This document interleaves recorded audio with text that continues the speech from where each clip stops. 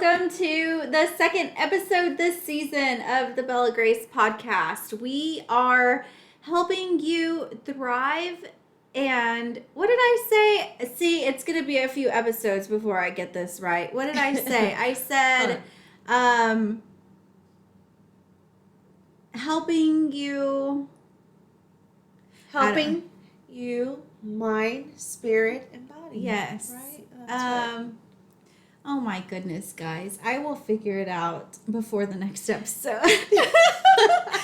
Anyway, the Bella Grace podcast, where we're helping you improve your life and heal your mind, body, and soul. Something to that effect. We're just trying to help you build a really great life that you love living. Right. That's the bottom line. That's our goal and that's our purpose. Yes. And that's what we want to do. Yeah, because Rosie and I have both been through so much. Like, we have so much. both been through a lot. Yeah. Like, I don't think I've ever told my entire story on a podcast episode. And I don't think I've heard your entire story either. Yeah. I think I've heard it's in bits. Yeah, you have. Yeah. Yeah, because we've been friends for a couple of years now, and we've been to a lot of connect groups. And so little pieces of my story come up at different times. Yeah, but you've heard mine. Yes. Yeah, I've heard yours. But so we've been through There was a lot of crying. A lot. We did a lot of crying on your episode. But yeah, so our goal is just really to help you thrive. Help you thrive mentally, emotionally, and physically. And we are doing that this week by talking about finding joy in the little things. Yes. Yeah. So right It's before the little things. before we started recording, you said you find joy in doing ridiculous things. Yes. I do. I do. I know I look very serious and very put together, but I'm not. I'm just pretending. And I do a lot of ridiculous things because that's who I am. Yeah. I am ridiculous, y'all. It's hard to believe, but I am. I like to do stupid things, and those stupid things bring me joy. I call me crazy, but I mean, my husband hates my Mexican grito. And my uncles, my drunk uncles love it. I love it. Yeah. And my family loves it, but it sounds ridiculous, and I'm not going to do it either. But there is something about you just letting out a scream or whatever it is out of nowhere just because and scare the hell out of people because it makes you happy and it scares others. But and so for me, that brings me joy because it just like merges from the inside and it's like, it doesn't sound like that. But it's a very beautiful thing. And it is like a really big thing in Mexican culture. Yeah, it is. But it brings you joy. So I know your story. Does. If you haven't heard her story, you should go listen to it. I will bookmark it. I said that last episode, but I'm going to bookmark it. But yeah, you had a very scary childhood in a lot of different ways. Traumatic. Right. Yeah. And coming out of that, you could have turned into a serious, sad, bitter person. Yes. But Sour Pouch. Yeah, a Sour Patch Kid, like the candy. Like but you don't. You're not. You are playful. And I am. That's the child in me, y'all. Yeah. That's why I am mature, but I'm also childish. But in not some in a ways. not in a like childish, Like in a playful selfish way. Yeah. Like I like to, I don't know, like there's little things that bring me joy that I do like I don't know, just dancing or singing out of tune. Yeah. Or just, I don't know, like doing cartwheels out of nowhere. I mean, if with my kids, whatever. It's just like those little things that bring me joy, and I feel like everyone has them. They just need to do it more, and I guess, embrace it. Yeah. Yeah. So one part of and I don't know that you will eventually walk through my course. I have a 6 weeks course. Yes. And one of the parts of it is rediscovering what brings you true joy, right? And so the exercise is about thinking back to when you were a kid and remembering those things that really excited you as a child, right? Yeah. That were like, oh my gosh, I could get lost for hours doing X. You know, like those kinds of things that brought you so much joy. Yeah. And trying to recreate those in your adult life to give yourself somewhere to get true joy from. Yeah. Right? And sometimes I have clients who will say, well, I had a shitty childhood and I didn't ever feel any joy. So how am I supposed to do this? Okay. And they get stuck there. Right. Because they're like, you're telling me to dig back to a place where I don't go. Yeah. And where what you're talking about didn't exist. For them, joy did not exist in their childhood. Like, there was not a speck of it. And some of them have way worse childhoods than anyone I know. Like, it was awful. And I get it. I can imagine, yeah. But so how do you then create joy as an adult when you didn't know joy as a child? Okay. I'm curious what your answer is. I think when I think about what gives me joy is, it's like I have small hobbies. Like, for example, I like to read books for fun. And because it brings me joy. And because I love to read and, that brings me joy. Sometimes cooking brings me joy. Because I like to experiment. Sometimes I like to try new recipes. And, and that brings me joy. Sometimes I like to go for a walk. And that brings me joy. It's as cliche this may sound, but I like to look at the sky. I like to look at the trees. I like to look at the birds. I like to look at the plants. Yeah. Did you know flowers? Yeah. Did you know that there's actual science behind that? Oh, I'm sure there is, because there's because the colors. Okay. And I think it's kind of spiritual, kind of biblical, kind of. We're both Christians, so this might sound a little woo-woo, but I believe that God created certain things, certain colors for certain reasons. Yeah. And if you are, so in psychology, they say that the color green and the color blue can bring calmness and it can bring down your anxiety levels. Okay. So if you're anxious about a work meeting or you're just worked up about something, if you can look at something green or something blue. Blue and green are the colors to go, y'all. Yes, but it naturally brings you some peace and some calm. Okay, good. And so you talking about, going out to look at the sky, look at the trees, like there's actual science behind the fact that actually brings you peace. Like so I think 2 weeks ago, I was having a very stressful week, and that day was just it. I was like, oh, I couldn't even talk. I didn't want to talk to nobody, okay? But my husband was like, you know what? Let's go to the nature trail. And we did. And just being out there, looking at the trees, the plants, God's creation, just the colors, I just felt, better. And I feel like that just brought me joy. And I know there's people who don't like nature. You don't have to go on a nature walk. You may get lost. You don't want to do that. Right? We don't want to go out looking for you, okay?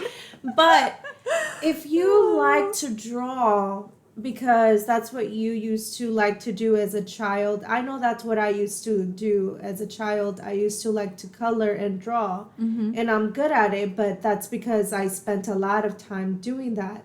That still brings me joy. Sometimes when I go back into painting and I grab my paintbrushes, my canvas and everything, that brings me so much joy. Yeah. It just makes me feel, I guess, alive. It makes me feel like myself. It makes me feel creative. Yeah. So it just there's just something about it where I'm like, oh, this feels good to me. Yeah. Like, it could be watching a movie, even listening to a song. Those things can bring you joy. Music can bring you joy. I mean, smells can bring you joy. Yes. If it makes you happy to smell your dog who smells like cheese, go ahead and do it. Right? I know. We call it Frito paws. We used to have a Chihuahua, and she used to smell like cheese, and my daughter would call her nacho cheese. Oh, yeah. We have the Chihuahua, Yeah. and yeah, her little paws get so stinky. I'm like, yeah. Yeah, But yeah, it is about finding joy in finding what brings you joy, right? Yeah. Like you had rough times in your childhood, but you still had those things that brought you joy. Right, yeah. And sometimes I ask people, because I've worked with people who are victims of child abuse, right? They're adults who experience child abuse as a child. They're child abuse survivors is what I should say. And they'll tell me, like, I never felt joy as a child. And I'm like, okay, but what did you use to escape the chaos? To like, cope.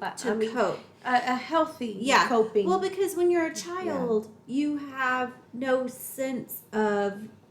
There's rarely unhealthy coping for a child. Unless they are severely traumatized or whatever, and they might isolate or they might harm themselves, self-harm. But usually what kids do to cope is drawing, playing, pretend. Stuffed animal blanket. Exactly. Yeah. And if you really dig into those things, like, okay, stuffed animal. Yeah. Your stuffed animals brought you joy. Okay, what about the stuffed animals brought you joy? Was it the fact that they were soft and they felt good and you enjoyed cuddling with them? Then that might tell you in your adult life that you might enjoy being close to someone, cuddling up on the couch with a soft blanket. Maybe you cuddle up on the couch with a soft blanket and your spouse or your boyfriend or your girlfriend, like that sort of. Okay. Because a stuffed animal, it's soft, right? It cuddly, feels good. It's cute. cuddly. It gives you a sense of safety. Yeah. So it's like really breaking down what you sought out as a kid, what brought you joy as a kid, and why. Because a lot of times, like, if your favorite thing to do as a kid was play with Barbies, well, you might look a little crazy as a 40-year-old. I mean, to each their own. But I think I've seen people who collect dolls and I think that's great because if that brings them joy, then that's like, okay, well, more power to you. Because, and I think my husband collects shoes. That brings him joy. Exactly. They're expensive. I don't agree with it, but if it makes him happy, then okay. Or I mean, just certain things, whatever brings you joy in a healthy way is approved by us. Yeah. Yeah. But yeah, it is about figuring out what you enjoy. Because, like, you thoroughly enjoy going to the gym, right? Like, I do. You like the gym. That brings me joy. Yeah. Yeah. It brings you joy. Going to the gym makes me feel better physically and mentally. Yeah. But it doesn't bring me joy. To you or to me? To me. Oh. Yeah. So, like, I know when I'm not feeling well, when my body has not been feeling right, when I'm kind of depressed, whatever, I know I need to move my body because it will make me feel better. Yeah. So going to the gym will make me feel better, but it doesn't bring me joy. And I think there's a big difference there that sometimes people get mixed up. Is like, I see it. The difference between it makes me feel better. Like, this is good for you, but it doesn't bring you joy. Just like you eating your vegetables. Yeah. May be good for you, but it may not bring you joy. Yeah. Yeah, okay. Yeah. So for me, what brings me joy, is kind of like you getting out in nature. Yeah. Going for walks. And fresh air. Yes. But what really brings me joy is doing stuff with my friends. Oh, yeah. Being surrounded by friends. I told you I have community. Yes, it's community. I have brothers, and I've always been very close to my brothers. And every Friday we would do family dinner night, either at my brother's house or at my house, and the whole family would come over, and we'd cook, and we'd hang out, and we'd play games and whatever. And then when we all kind of moved away from each other, I lost that connection. And I had friends here, but I wasn't close to them. They were my husband's friends who ended up being my friends too. Okay. But I didn't feel that deep rooted connection with them. Because with my family, I shared a spiritual connection. I shared a family connection. Blood connection. Yeah. And we were friends. Like, I felt like my brother is one of my best friends. Like, we are that close. And then my sister-in-law, his wife, is one of my best friends. She was my maid of honor. Like, we are very close. So when I moved here, I lost all that connection. Yeah. And that's when I realized that was my joy center. Like, I have other things that bring me joy, but that was the center of what brought me joy, was feeling connection to people. And it took a long time, and it does take a long time to build connections, build relationships, especially I think it's easier for children to make friends than it is for adults. Because we put up our walls. Exactly, right? Because we're guarded, we're more like, no one wants to show their soft side. You know, no one wants to really show who they are, because everyone feels judged. Everyone feels like I guess they will be misunderstood, or they just can't be themselves, or they have to be mature grown adults, you know. Yeah, and it wasn't until I met you guys at Honest Connect Group. Honest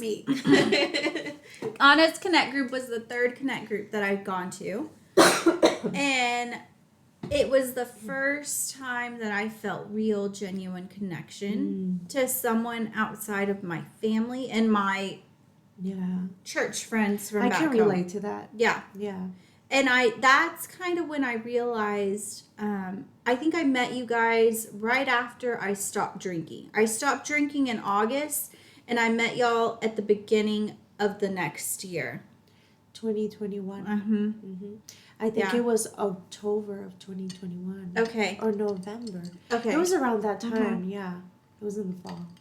Yeah, because I met America and Tracy in March, in the spring. Okay. Was it church? Okay. Yeah, they had a Connect group together. So I met them, and then it was a few months, and then I went to Anna's, because I think hers was in the fall. Okay. And I started late. I started her group late. So it would have been like late fall of 2021. But yeah, it was then that I realized that I had gotten sober. So I had stopped drinking. Okay.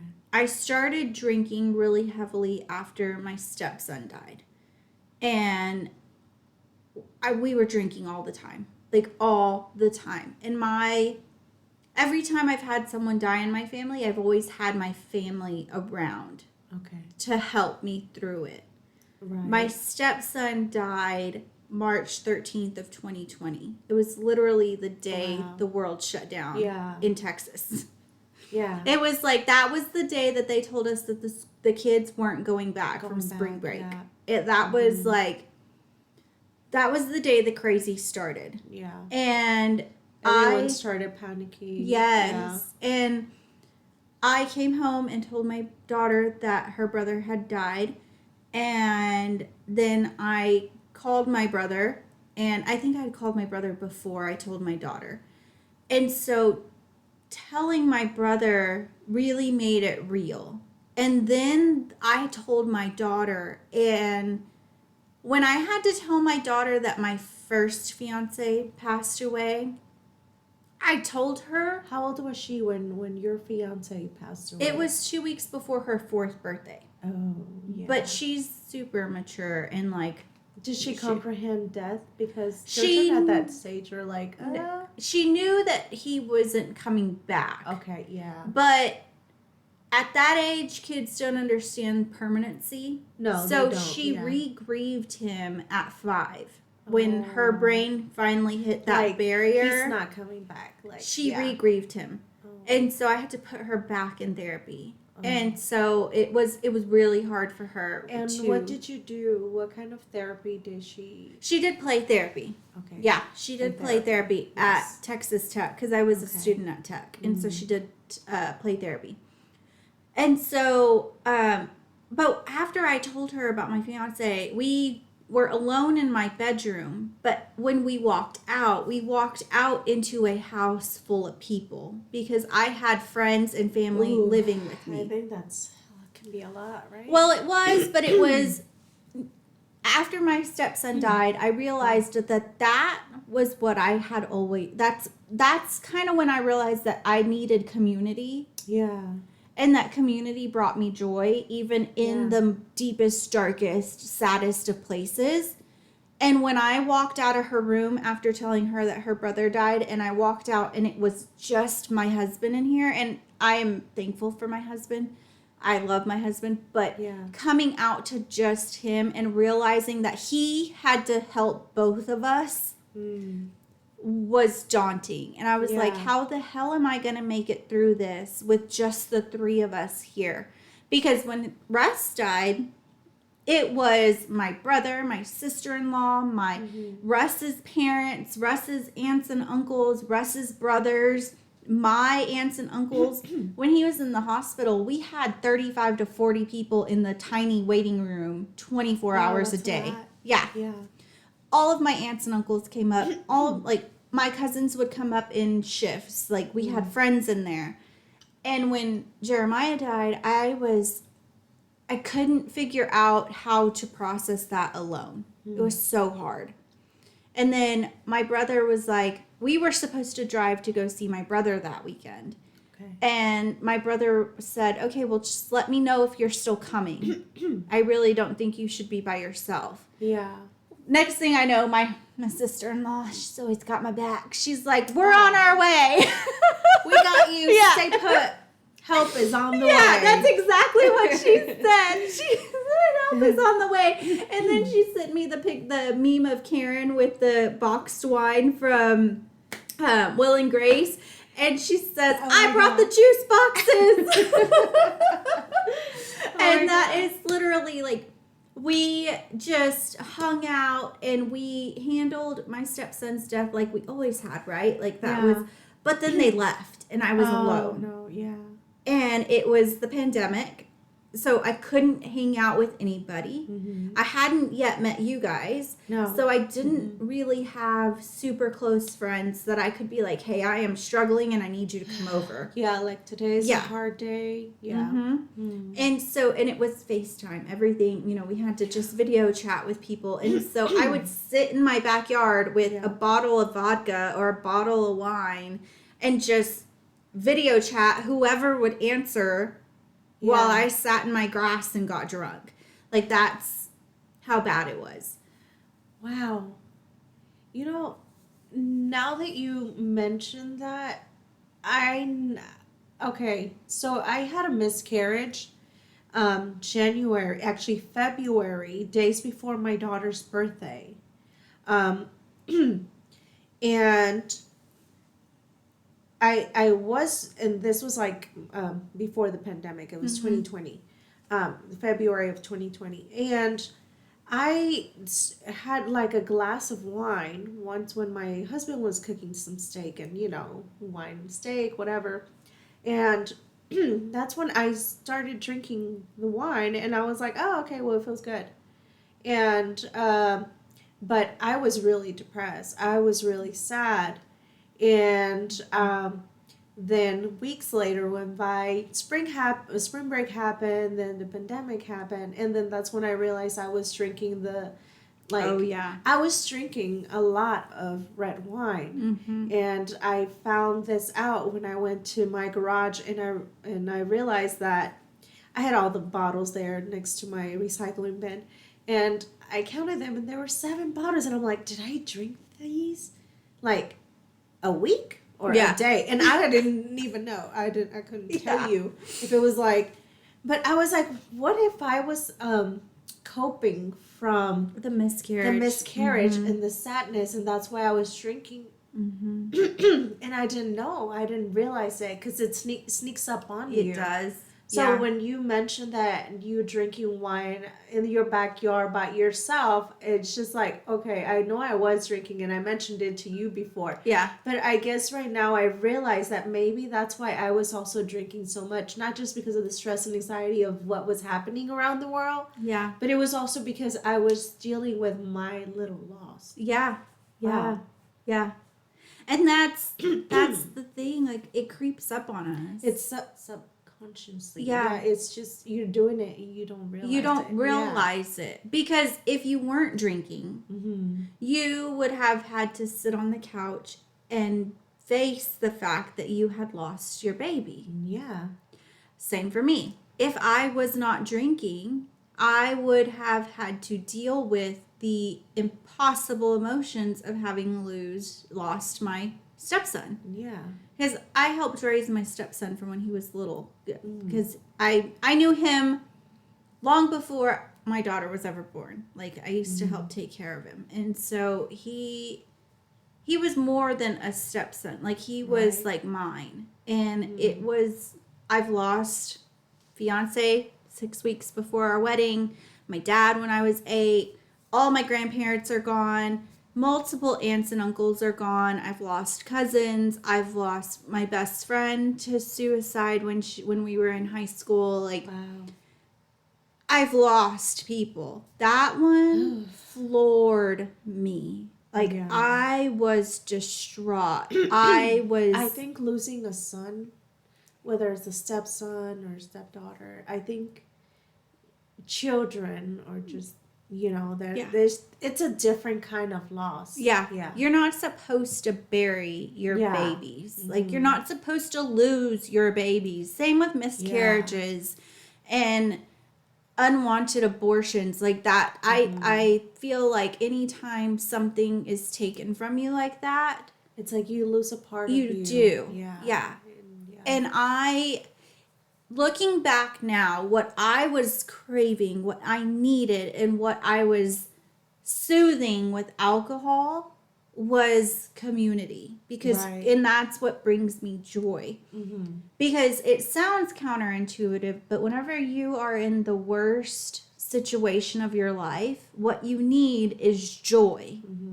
Not just temporary happiness, not just temporary relief, but true joy. Yeah, like a constant thing. Yeah. And I got judged a lot for it, but when my fiance died, I was completely surrounded by friends. Like, I had a few friends move into my house. Like, we went out. If it wouldn't have been for my cousin, 2 of my cousins, craziest girls on the planet. I freaking love them to death. We all have crazy cousins. Yes. But if it was, and they came at different times. Like, that's good. One cousin was there in the immediate aftermath of Russ dying. And then I don't know what happened. I think she moved. And it was like, they passed the baton and her sister came in. Your turn. Yeah. Your turn. And if it was not for them, like, they would force me to get dressed, get pretty, go out, go karaoke, go whatever. Like, they made sure I did not stay home sad and alone. And then I had my friend who was my home sad and alone friend. And I guess the way that I went through that season was I didn't have anyone, and I mean, one of my cousins came from out of town, and he was really sweet, and his wife too, but other than that, I don't think I didn't want anyone around me because I guess I didn't want to cause pity. Yeah, I didn't want to be like feeling like I'm someone's sad burden. Yeah. So I didn't get any calls or anything like that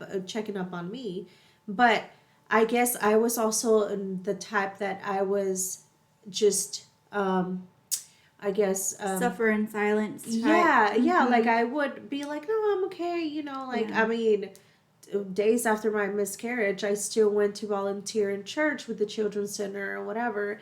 And I just kept on with life because I felt like that's the way that you just do things. Things happen and you just have to move on. And you don't stop to realize that you need to stop and feel your emotions. Yes.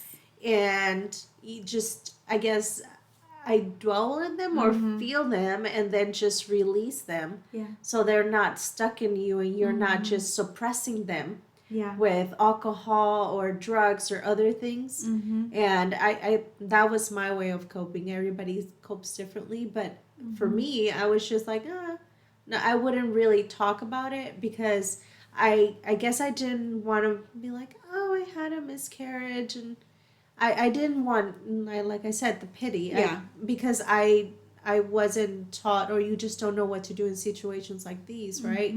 So when I think I told some of my friends, but I don't think I told everyone, and didn't have that community also. So I did feel like that sadness. I did feel like it took me a while, to be honest, to just be able to think about my loss without crying. Yeah.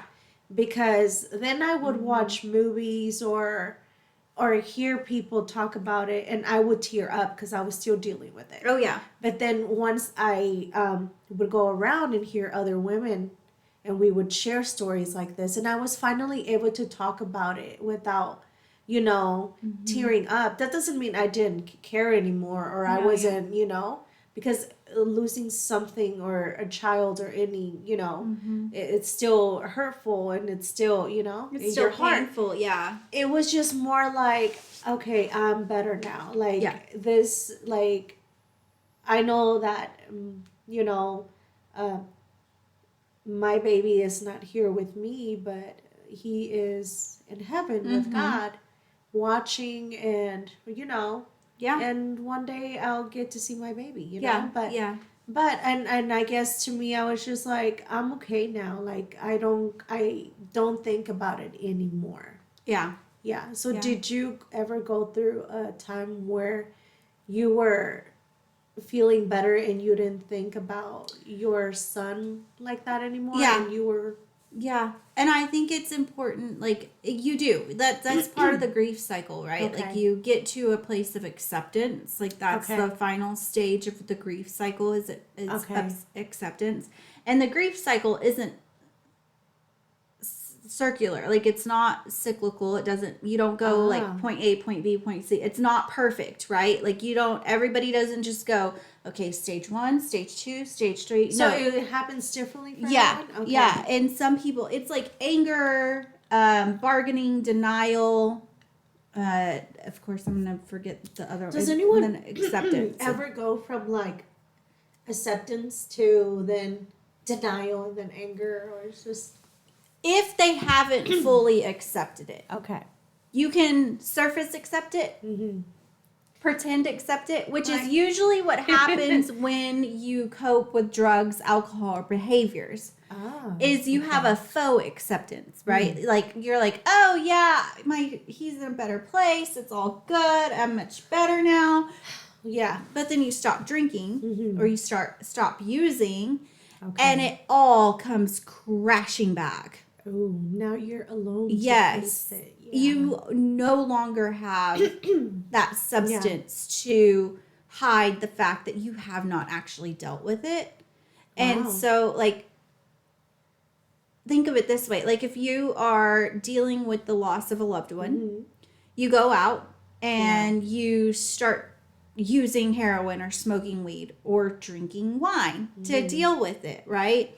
So you start to feel better, and you're like, okay, well, it's not as painful anymore. Like, he's in a better place, whatever. But then you get sober. Yeah.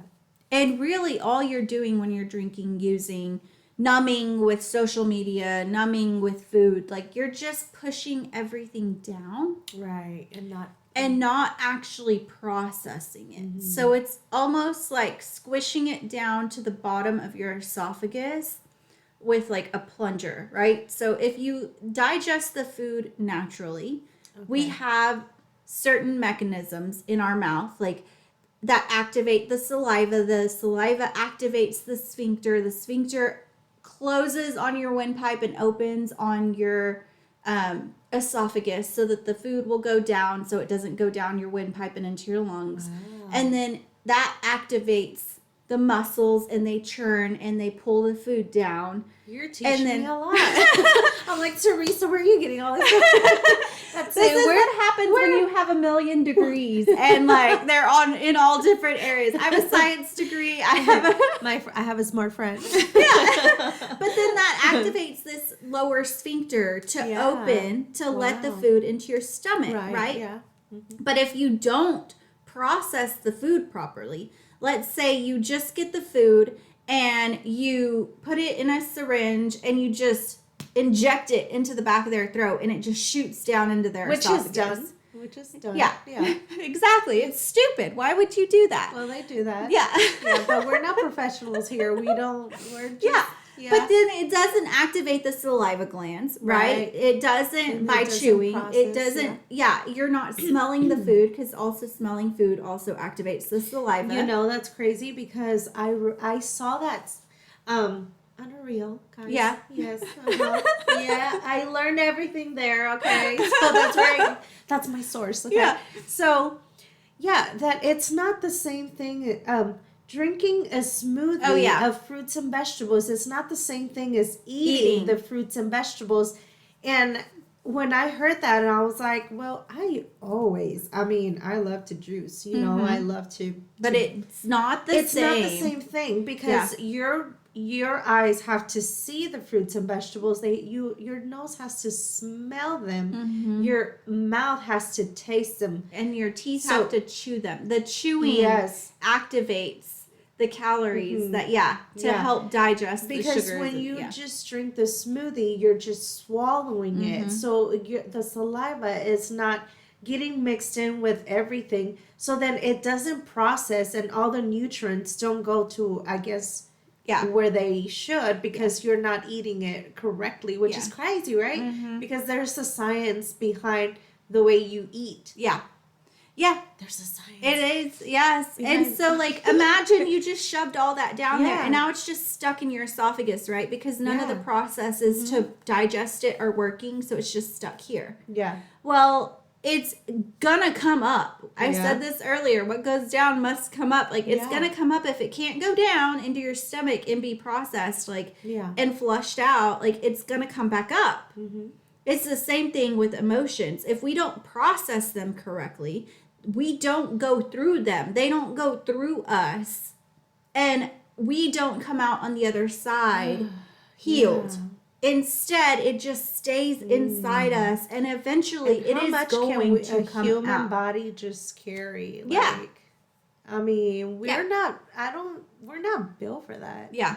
No. We're not. We're like, if you keep on pouring and pouring and pouring, you're going to be a ticking bomb and then you're going to explode. You're going to have anger issues. Mm-hmm. You're going to cope in unhealthy ways. I mean, I always say that school shootings, the problem is not guns. It is mental health. You know, and the fact that we don't pay attention to it. Here's the thing. I work with toddlers and there's a lot that I have learned from them and working around them, and as I learned so much about them as much as I learned about myself. Mm-hmm.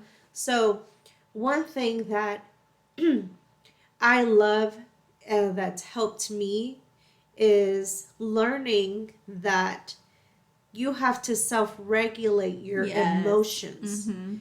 And because what happens when a toddler doesn't regulate their emotions? They throw a temper tantrum. They throw a fit and they're emotional taking bombs. Yeah. So imagine us as adults. Yeah. We are different. Yeah. Yeah. And we're taking time bombs too because we are constantly working, momming, dadding. Yeah. Everything is going out. Responsibility, stress. Yes. Everything is going out of us. To-do list. All of our energy, shopping, laundry, work, provide, cooking. Babysitter. Yes. All those are all outputs. Jobs. Yeah. Yes. Or having to be in a caregiver. Yeah. Like when you take care of a sick family member, it also takes a toll on you. Yeah. That's what I went through also with my mom. when you work in the health industry, in the medical industry, it's like that. We're all emotional creatures. So one thing I've learned is that you need to be able to self-regulate those emotions. From a young age, toddlers need to be taught about their emotions, because if not, they become adults, teenagers who don't know how to self-regulate. Yeah. And that is bad. Yeah. No, it really is. And so I kind of went through that with my mom when she was sick and I was having to, drive back and forth to take care of her. I had to really hold on to, like, cling to the things that bring me joy. Yeah. And, like, those things, like I said, were our community, being outside, and just relaxing, like having moments of peace by myself.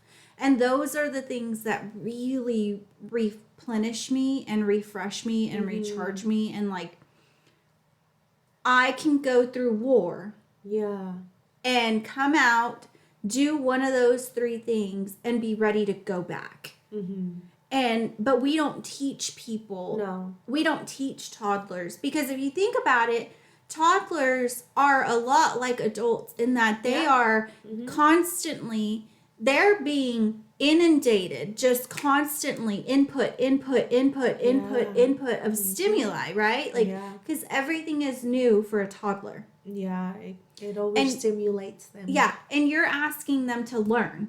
Yeah. And do and color and this and that, and they're at daycare or they're at preschool and and it's just constant for them too. But if we could teach them to take a minute and turn off that switch and bring in something, that brings them peace and joy. Yeah.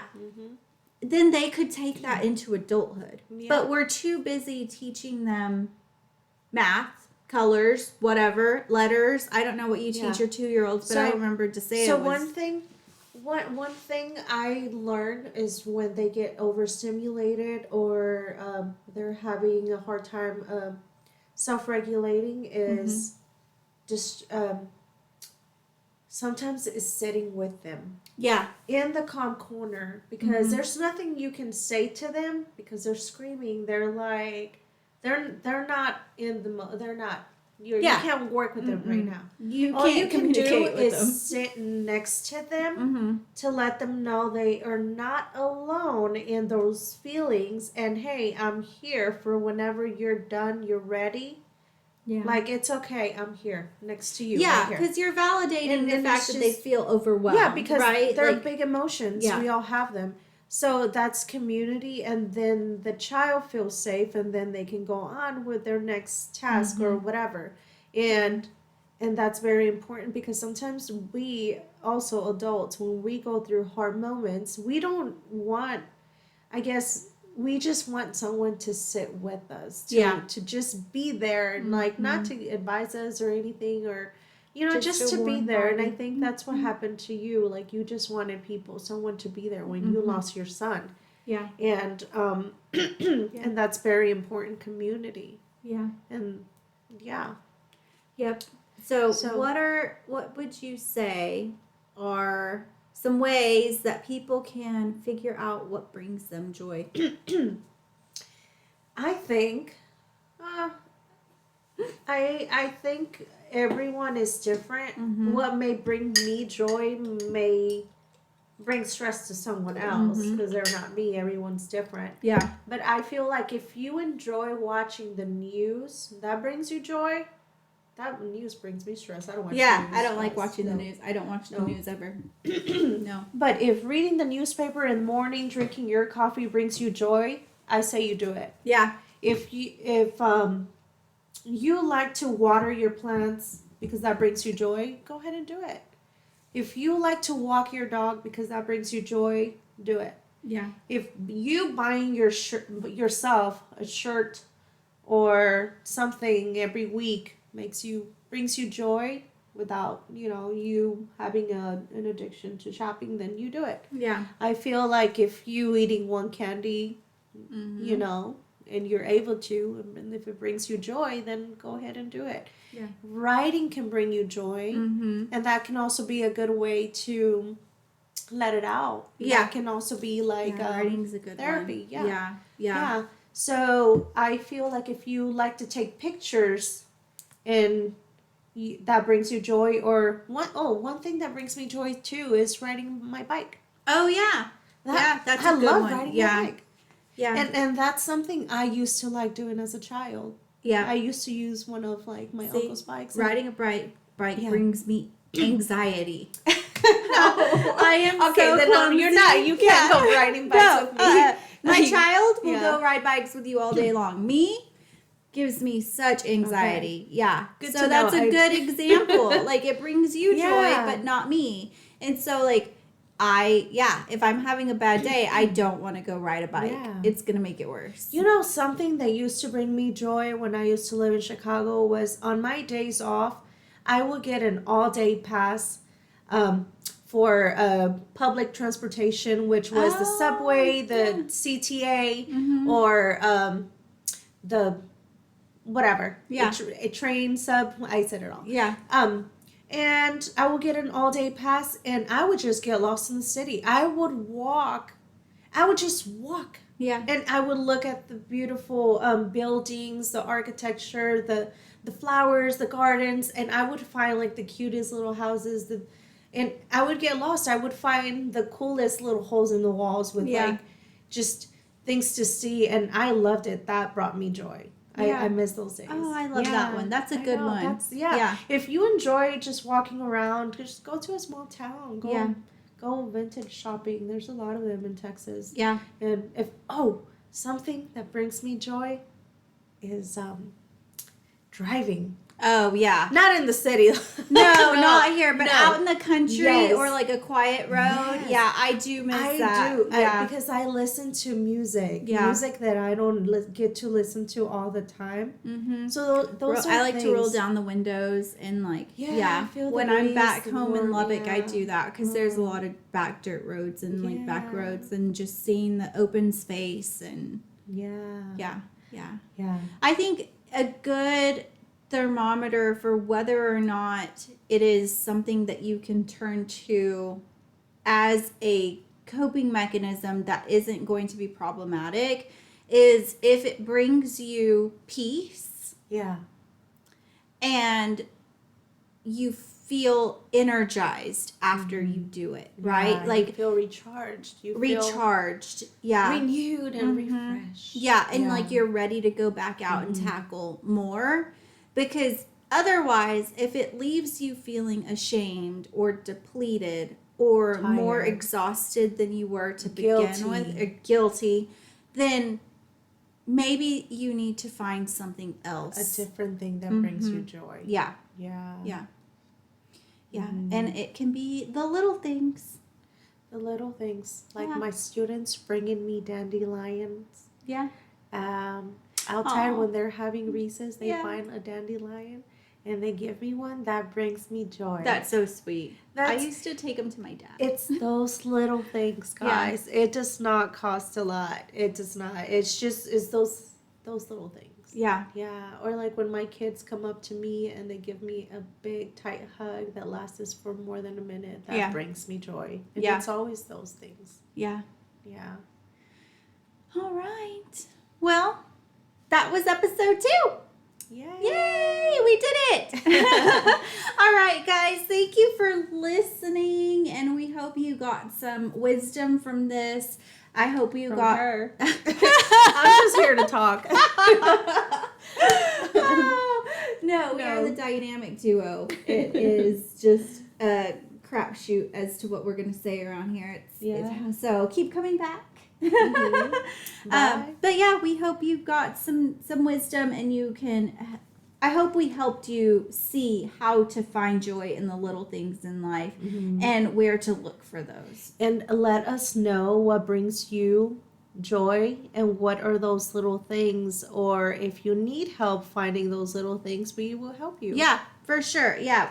reach out to us. Rosie and I are both going to be doing one-on-one coaching sessions. And this is one of the things that we can help you with. We can help you figure out what brings you joy. We can help you set goals to incorporate that joy into your everyday life and start building a life that you love, where you are thriving mind, body, and soul. Yes. All right. Our contact info will be in the show notes. And make sure you like and subscribe and watch the next video.